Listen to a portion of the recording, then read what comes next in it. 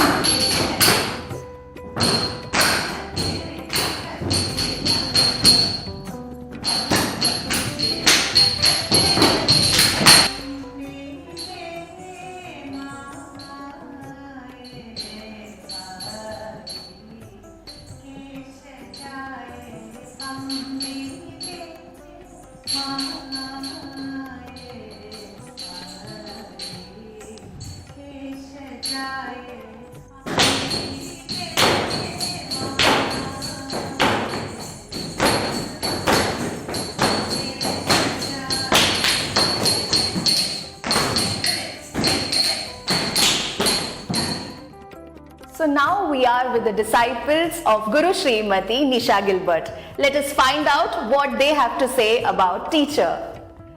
So, how long have you been associated with ma'am? Hi, my name is Sharayu Gavi. I am a media lawyer working with Jio Cinema, and I am a student of Nupur School of Dance, guided by Guru Srimati Nisha Gilbert. I've been associated with dance school since 2015, almost a decade, and it has been quite an amazing journey. I remember my first stage performance. I had just joined, and I think in a month I got an opportunity to perform, which was really good. And after so many years, I've been doing it so swiftly only because of her. I remember just coming to class and just crying in front of her for no absolute reason. And she used to ask me, "Why are you crying? I'm not even yelling at you." I said, "I don't know why I'm crying. It's just mixed emotions. It's happiness, it's stress. It was surreal. It was very much overwhelming for the opportunities I've got and the fact that I can showcase something so amazing and so swiftly to someone, and I'm forever grateful for her, for the experience she has given me. And it's just not only dance which she has groomed me in, but all walks of life, be it discipline, leadership, the opportunities, organizing shows, hosting shows, which I never really thought like I had that in me. And she kind of identifies the strength of each one of them and gives them opportunities, and the weaknesses and the team also which I have are very much supportive, and it's just amazing. Like, I look forward to come to class after work at 7:30 just because it just brightens up my day and it just takes out all the stress from throughout the day which I've had at work, and I just look forward to coming to class. It's just an amazing space. It's a home for all of us, and it's all because of Nisha ma'am, which we are forever grateful for. And she's super fun, which we were like, oh wow, Nisha ma'am is fun, we can chill. But in class we are like, no, we are dreadful also of her. We do cry. We cry. Like, I'm 30 and I still go when I cry ki Nisha ma'am yelled at me today, but it's okay. It's all said and done. At the end of the day, she'll just come and give you a tightest hug, and she's like, the show must go on. So it's been an amazing experience for us and for me as well. So I came to know about Nisha ma'am. She was one of my judges during my dance competitions, but I never thought that I could be much blessed to learn under her. Finally, I got a chance 2 years back, and I started attending her classes, and it's been hell of a journey because I got to perform in various kinds of stages, opportunities, got to meet wonderful people who admire dance. So that's something I got to experience under her guidance. And I have an amazing group of dancers. So I think the way she treats them, guides them, supports them, everything is reflected in everybody's dance as well as their normal personality. So that's something she's very much good at. Other than that, she's like a friend to us. Like we could share our daily problems, rant about our issues and our work-life pressure, family, everything. And she'll never behave as somebody who is so much elder to us. So that's like a blessing to me. Me myself being a pilot, I am not able to attend classes or perform, but she is always supportive. She's like, whenever you have time, come here, I'll teach you. You can come and dance at any time. So that's something I never thought I could get my dance and my career together. So it's because of Nisha ma'am that I am able to do it now. And as everybody said, that how she is been there with us throughout the journey, from a smaller kid to the eldest one. We never felt she has been any impartial to anyone. So it's like a blessing being part of Nupur School of Dance. Hi, I'm Elizabeth Jacob and I'm associated with Nisha ma'am since past 10 years. And the journey has been truly fun, loving. The way ma'am treats me is like, she treats me like her own sister, and then I can always rely on her.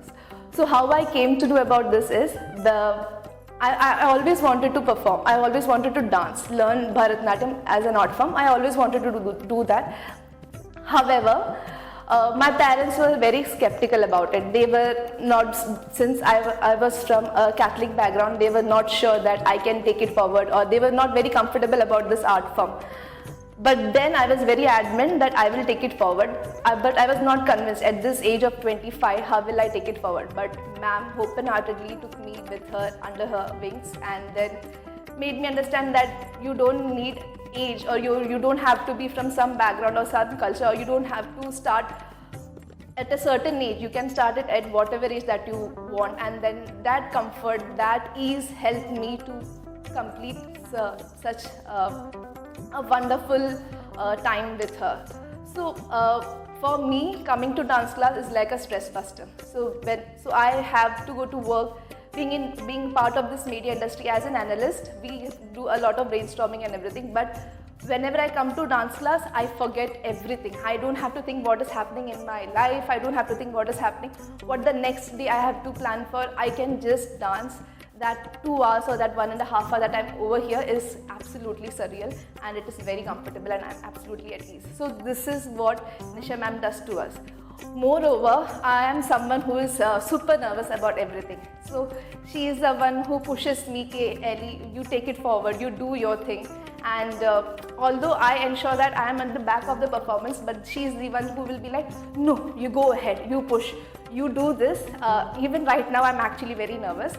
But I know she is sitting beside me and she's like, "No, you can do it, you will do it, and you will have to do it. There is no way around." So this is what she has done with me. I'm still nervous, but I know she will be there besides me to take everything forward. Hello, I'm Ananya Srinivasan and I'm here to speak about my experience with Nisha ma'am and Nupur School of Dance. I had joined at the age of 5 and it's been 8 years since. I am actually blessed to be here because frankly, before I was not interested in anything. When I came here, I found my interest in sports, dance, music, every interest just started here. And from now, I realized that if I would have joined before, it would have been a more better this. But I'm still happy with where I joined. So during my Arangetram on the 1st of May, I was not well. Every time I would see Nisha ma'am and say, like through eye expressions, she would communicate, "Am I doing well?"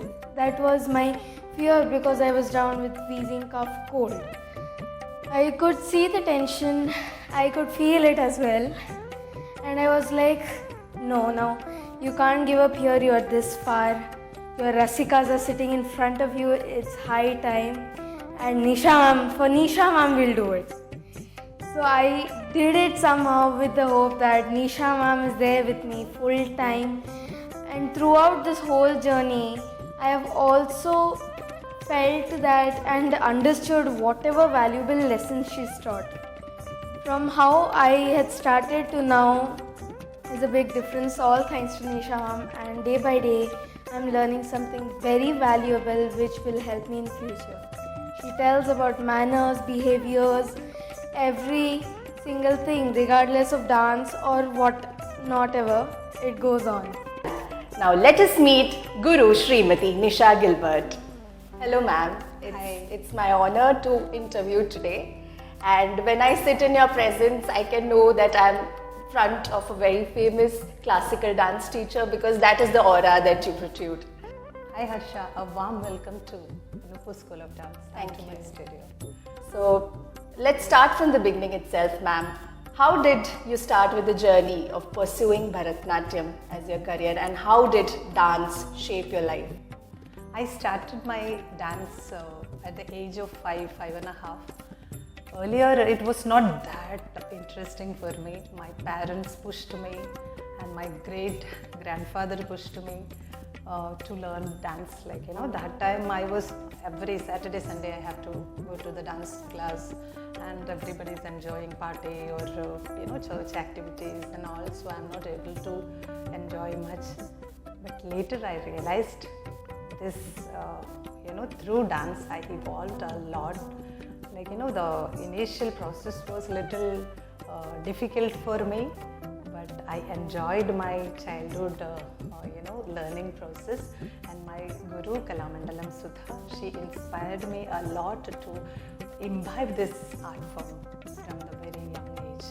So being, as I'm coming from a Christian background, so I didn't have much of supporters, like friends from my circle, so I was feeling awkward. So I loved dancing because of my great grandfather and my parents, so he was, when I was 5 years old, he might be in 90s. So he used to ask me to dress up in Bharatanatyam costume and in the courtyard you have to come and dance. So I got irritated, what is this Appapan saying, but now when I remember those things, I enjoy the, each and every moment, how nicely he inculcated to this dance form, he prepared me to address the audience. Mine was a joint family, so they all will be used to sit in front of me and without the makeup, but Bharatanatyam costume I used to dance. It was fun. That time it was not fun, but now when I recollect those things, such a nostalgic memory and such an inspiration which he provided me on those days. Maybe because of that I am here today. And of course my parents, many objected them, why you are sending her for dance, apart from our religious practices or culture, how can you merge this thing in her life, don't encourage much into her. But they were very focused on my dance learning process, and they were my ultimate supporters throughout my journey. Of course my family and my kids, my husband, everybody supported me through this journey. So I am here today. Ma'am, which part of Kerala are you from? I am from Thrissur district, but it's a remote village. Mine is a very remote village. My village name is Bharatanatyam, close by Velur and Kechiri. I always say these places to get to know that, that remote place. When did you move to Mumbai from Kerala? 1999 I got married. I'm in 25 years. Oh wow. I'm here in Kurla. My husband was born and brought up over here in Kurla, so I married over here and I got married over here, and I'm here since 1999. As you said, you had your childhood in Kerala. So what is that one memorable moment you had in your early training days that you vividly remember? Yeah, so my place is Bharatanatyam, that is my village name, and 3 kilometers away I need to travel, and then I have to learn dance. So I was very tiny, so somebody should be there to drop me. So my neighbors, 2 brothers, I call them as brothers, Sevi Chetan and Johnson Chetan, these 2 people used to drop me. Then Amma found it is very difficult for them also to drop me and to take me, and they had to wait or they had to come all the way from there again. So because of the dance, she inspired me to learn to ride the cycle. So I was the first one who learned to ride the cycle in my village. settling also I learned because of the dance. So that was my, loveliest memory through dance, which I learned some or other thing. Like, that time, that period of time, I'm not talking about like a metropolitan city. For here, it is not a big deal. But for my village, it was a big thing. So Nisha was the first one who did the cycling like that. So it was a, precious memory for me. And one more thing I wanted to cherish, like, I performed under my guru with her, like, a temple named Bailatur temple. So she took us, we were tiny, my batchmates also were there, and she, after the performance, she was very excited. She gave me 25 rupees as a remuneration to me in an envelope, and I cherish that remuneration as ever, like, the precious remuneration I had received in my life. I still get tears when I remember those memories, because she was the only breadwinner in her house at that time. Her dad expired very early age. So she used to earn for her 3 sisters and for her mother. She had shown that, magnanimity to share her, remuneration to her students. I still continue this thing with my students also. When they say that this is, it is not necessary, ma'am, we are okay, we are happy with the opportunity. So I learned that lesson from her, that you have to share what you get, like, then they also will get motivated, and they will also, like, show the professionalism. So I always cherish this moment where my guru showed that, that kindness to her students, which is the most touching thing which I have ever experienced. So when I listen to your story, the first dialogue that comes to my mind is of Shah Rukh Khan, who said, अगर किसी चीज़ को दिल से चाहो तो पूरी कायनात उसे तुम्हारे सामने लाती है. So thanks to your guru, both Chetas, your family and your husband, for uplifting you to come to this level and perform the way you do. Ma'am, you have created this wonderful dance school called the Nupur School of Dance. What is the inspiration that made you start this beautiful academy? When I started my career, there was no dance academy over here, especially a Bharatanatyam academy in this particular area. So I thought, to imbibe the culture and to share the culture and tradition of Bharatanatyam art form, I should start an institute. And I started with 10 students, at home only I started. Then it flourished by, their willingness and parents' support, and many more helped me in this journey. Like that, I reached over here. As our viewers know that we are in Mumbai, which is the hub of Bollywood, commercial dances, there are a lot of hip-hop style dance classes. So how do you cope up as a classical dance teacher with this modern contemporary dance coming forward? So first of all, I want to tell you, there should not be a discrimination between classical and non-classical. This happened maybe after post-colonialization. I don't think that earlier this discrimination or this disparity was there, and it is not fair also. Each and every dance form has its own, beauty. So though it is Bollywood or folk, whatever. So every element of art has its own charm and its own grace. So fundamentally, I believe that there should not be any classification or discrimination between the dances, like classical and non-classical. And somehow this happened maybe because of the states also push for maybe Tamil Nadu. They must have pushed for this thing, Bharatanatyam, Mohiniyattam and Kathakali ke liye Kerala government or Kerala, that socio-economical, every, influence must have, pushed this or uplifted it to another level. Otherwise, there is no, disparity. And I always love to tell my students, when we popularize one art form, for that we need to enjoy first.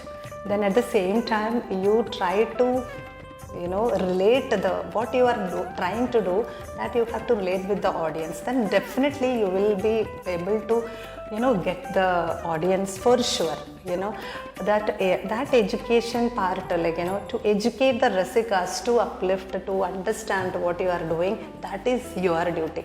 As a dancer, we have to do. We can't curse the audience. They are not, attending us. They are not enjoying us. So I think that educating audience or rasika is also our duty. So slowly, I think gradually it is happening, and the social media is, supporting us a lot through reels and all, so people now understand Bharatanatyam little bit. I think it will take time. This Western country, they love the ballet. All of them don't know ballet or classical, whatever we say, that difficult dance things, they enjoy, though they don't know. The same way our people also, majority can also enjoy if you uplift them, if you educate them, by addressing them in a very good manner, relating the topic, conversing them, introducing the subject, what we are doing on the stage. If we do like that, then definitely I'm sure that they will enjoy. Wonderfully said, ma'am. As you said, ma'am, every dance form has its own grace, its own impact. So how do you teach your students about the intricate footwork in Bharatanatyam or the abhinayas that they do from their face? How do you get to the minute details of those dances?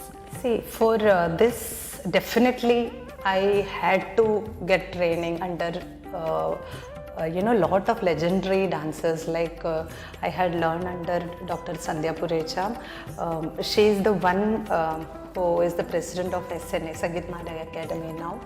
So she used to tell us, first you become the character, you be the character itself, so you can project yourself very well. Then subtly she used to sit and say the abhinaya pieces, the sahityam first, the lyrics first, then she translates it.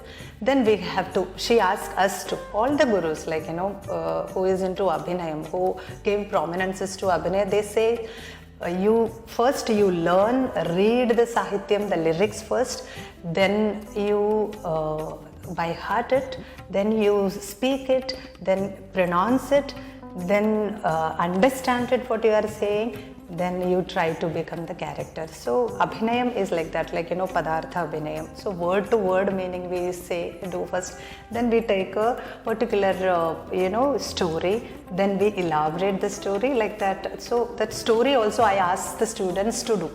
If you know particular story, you please show me.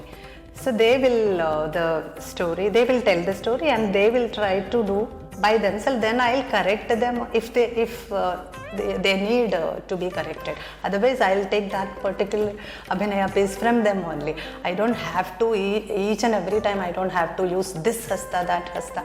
Not required. And footwork and all, definitely adavus are important. That grammar, the nritta is very important. That is the reason that once you are thorough with the grammar, you can evolve from there, you can jump from there and you can do. So, but that grammatical element of Bharatanatyam dance form, it is very necessary to learn in the beginning itself.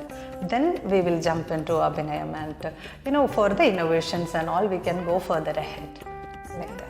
Now that we have got into the technicalities of the dance and you spoke about nritta, can you tell our audience about the difference between nritta and nritya? Yeah.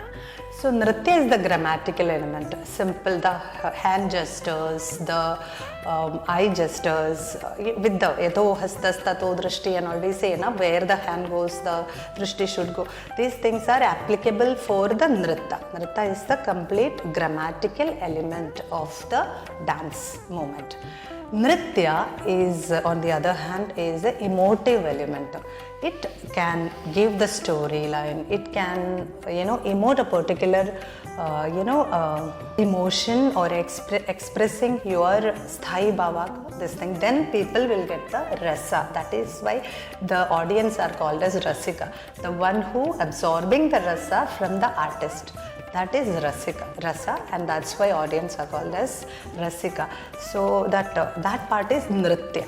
Natya is the combination of both, and according to the Natya Shastra, the characterization. You wear the particular costume and become the character with the proper, properties and all, crown, accessories, aharyam and all. Then you are presenting Natya. The perfect example is today's theatre or cinema are example for Natya.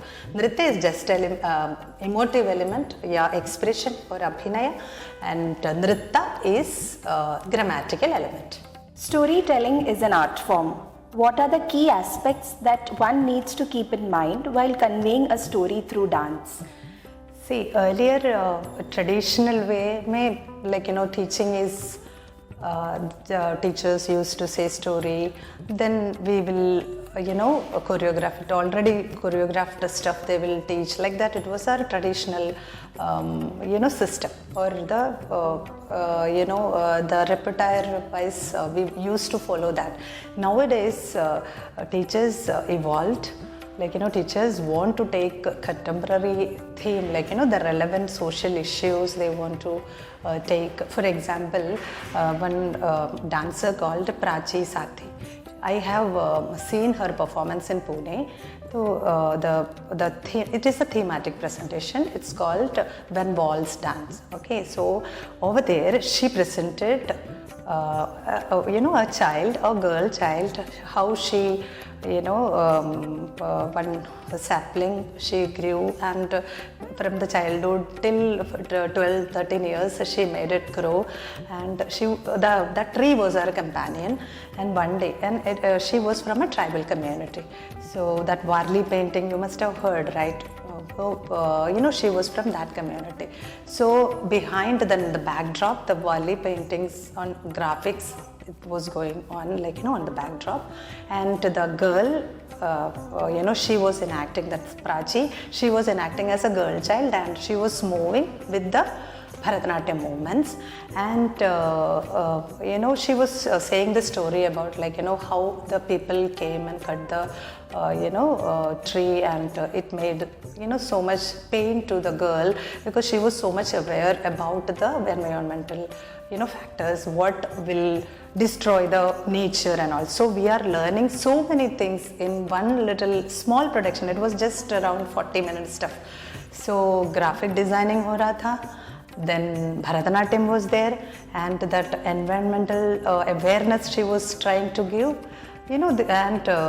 how this girl child can teach you stuff. So many messages you can teach through one art form. It is not necessary that one particular, this is best, that is better. Through any art form you can teach so many lessons. So Bharatanatyam is my way. Like that, many artists, any artist can find their own. I'm saying for the sake of your betterment and for the social betterment, learning one art form so definitely will be helpful. So this is my pattern. So I also wanted to do something like this, for this November, one of my students is going to perform on Abhinaya base. That was the highlight of that particular repertoire. She is going to present Aigiri Nandini. You must have heard that very popular Mahishasura Mardini Stotram. On that I choreographed. She is a 13-year-old girl.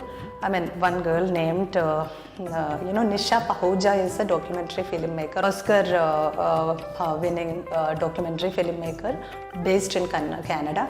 She put this story, this girl, in the film she changed her real name. So that girl, how she was abused by 3 men, and she and her father fought for her justice, but the entire village was against them, for both of them. They said one of them, these 3 men who abused her, one of them is ready to marry you, then why are you not ready?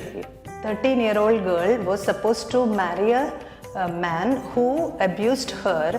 How can it possible? So the entire village was against them, as they are going to fight for their justice. Finally, after 8 years of, 3 years of their legal fight, they won. Definitely social workers were there to support them. And after 8 years, Nisha Pahuja, the filmmaker, documented the entire story with her permission. So I used this story as in my students' Margam piece. She will be doing in Mahishasura Mardini. My point and my interpretation is that nobody is there to save us as Mahishasura Mardini today, in today's generation. You yourself can be a Mahishasura Mardini. Here she fought for herself with the help of her father and the social workers who were standing for her, but she had the courage and the willingness to fight for her to gain the justice. So this was my thought process, how we can relate to the contemporary stuff, what is happening around, so people can enjoy it well, rather than just enjoy the religious bhakti thing. So how the bhakti is related to art and how art is related to social issues. So like that I try to prove in this presentation. So I hope she will do justice to my interpretation and choreography. Ma'am, your modern take on Mahishasura Mardini is really inspiring and will touch many lives who are inspiring to pursue dance as their career. What are the common misconceptions about Bharatanatyam you have encountered after having performed in worldwide stages? See, I have noticed that the queer community cannot perform this dance, or male dancers cannot. Male are not perfect for Bharatanatyam. They will be having a feminine aspect after learning this. These are our cliche thought process. We have to get rid of all these things. Recently I had attended Nartaki Natarajan Guru is there. Guru Kittappa Pillai's student. She is a trans woman. She is dancing with so much energy and grace, and we all dancers were in awe, how she's managed to do so grace.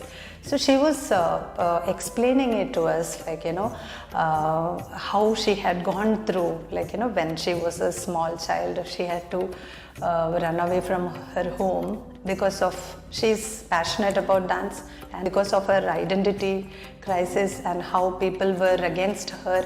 So she fought for all these things, and now she won. In 2019 she won Padma Shri Award from President. So nothing is no barrier is required for Bharatanatyam or any kind of dance form.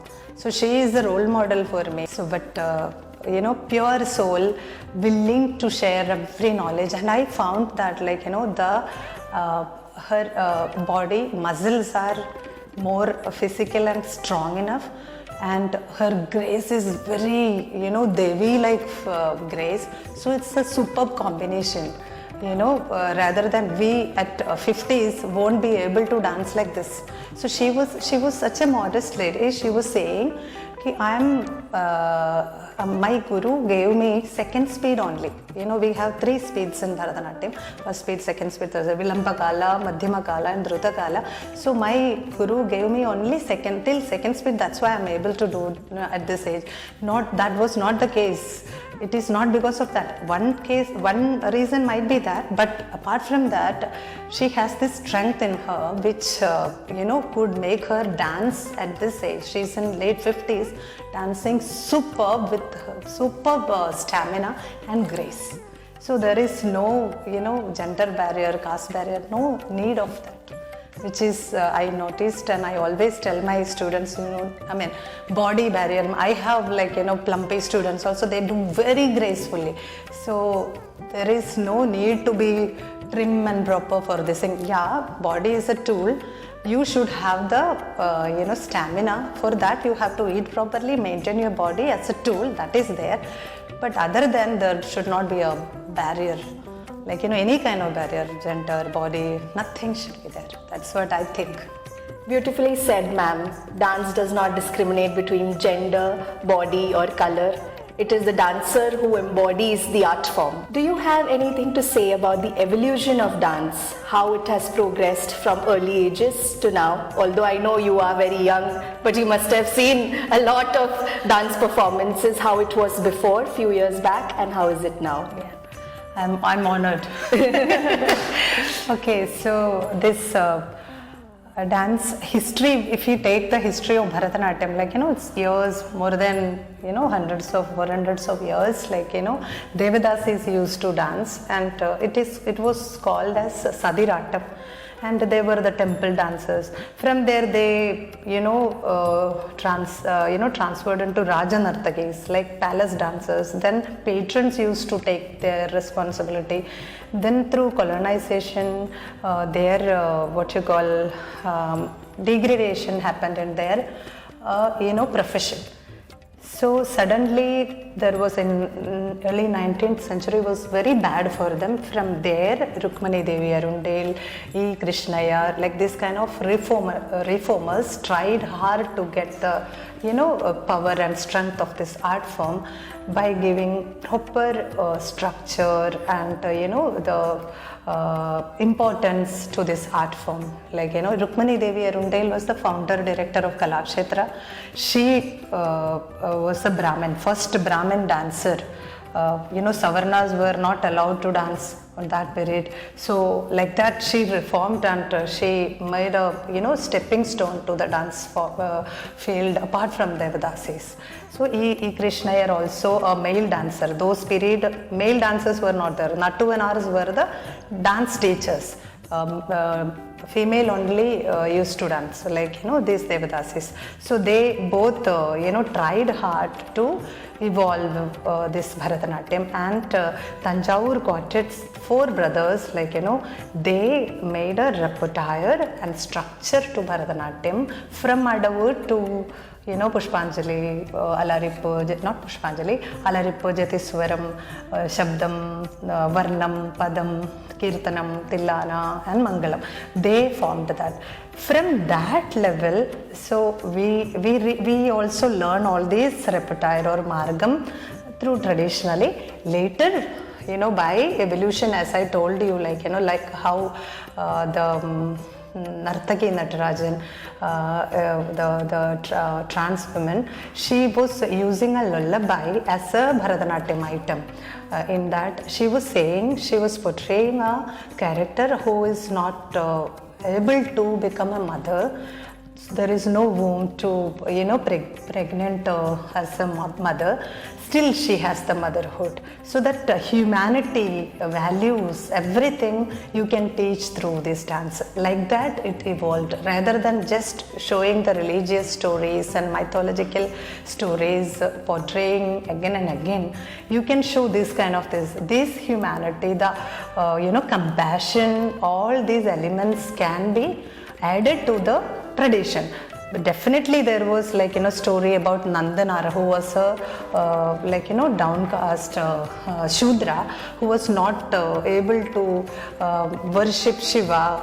Then Nandi was somehow he managed to reach at the doorstep of the temple, but that Nandi was there, and see, this Nandi is disturbing so much. However hard work I had taken over here, and now Nandi is not supporting me to see Shiva. So he prayed and Nandi moved away. Maybe this is a mythical story, or it will be a story, but here I am trying to say that that humanity, human part, that no need of discrimination, all these values we are learning through dance form, we can teach other than these stories through our day-to-day life. I am saying, that's why we evolved a lot. We can see so many reels like showing that powerfulness of that feminine characters, like womanhood, that women empowerment, all these things like in feminism, all these isms also can be added as our presentation topics, I am saying. So we evolve, we still cherish and preserve the tradition. At the same time, we are learning and trying to put more attributes to the dance repertoire and mark. Ma'am has beautifully explained how traditional the dance form of Bharatanatyam is, and kudos to you, ma'am, for preserving this rich heritage that we have. Can you tell our audience of your relation with Mumbai Malayali Association and how you have been associated with them?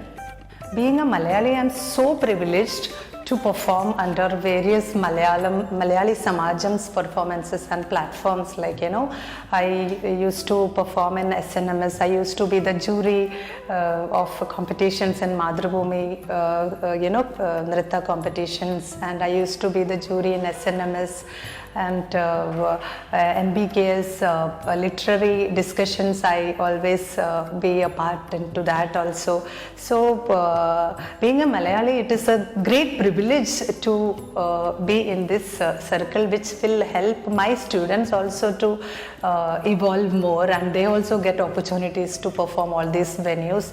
Once I was asked to write a column about, an article about dance from Mumbai Jalagam. The editor, they called and asked me, okay, can you write an article about dance? So I wrote. So from there they could make out that I can write well. So somehow I am still writing in their column, in their magazine called Mumbai Jalagam, Kerala Kendra Sankadana's editorial piece. It is called as Mumbai Jalagam. My column's name is Balcony. So I write every 15 days one article in that. So like that I am socially attached to Malayali community, and they are always supportive to me, and especially Raghalaya. So from I think of maybe 15 years I am connected with Raghalaya. I had been to Shanmugananda to watch that legendary performances of legendary artists, and you also gave many platforms to perform, and like that only art will be promoted and prospered forever.